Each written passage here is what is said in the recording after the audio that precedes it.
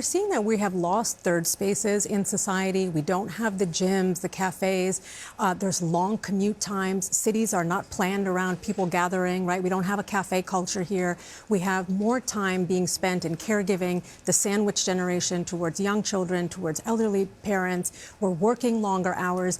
And at the crux of it is this very hyper-individualistic idea of self-fulfillment over collectivism, right? It's about what does it take for me to be happy at the expense of community. And I'm also seeing that a lot of men are struggling, whether the fact that maybe they're not partnered, right? And they have a harder time engaging in emotional intimacy, in being vulnerable, in being able to use language like, I'm lonely. Hey, dude, what's up? What are you up to? Can we grab a beer? Can we play pickleball? Can we do tennis, right?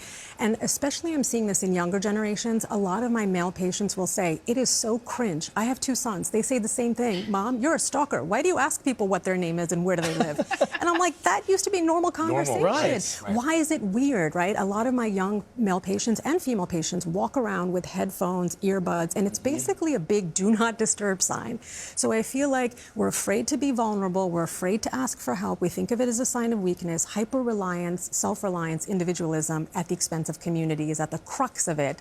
Time management, attention management. We're living in the attention economy, right? So I think all of these things push us to figure it out yourself. And what about the political aspect of this? We're seeing so much political division in our society, and that's likely exacerbating this. What's your advice to people who are dealing with that in their own friends and family circle?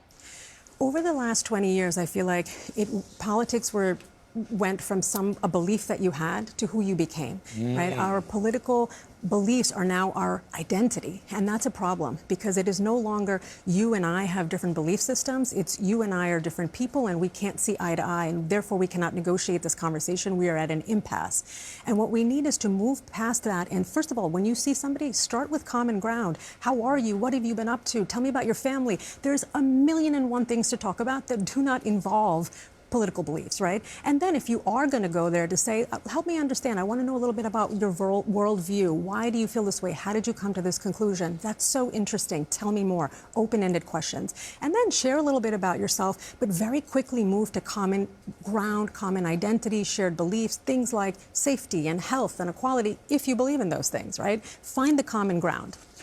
And Doctor, what about AI quickly before we let you go? A lot of people are using AI. Does that help with loneliness?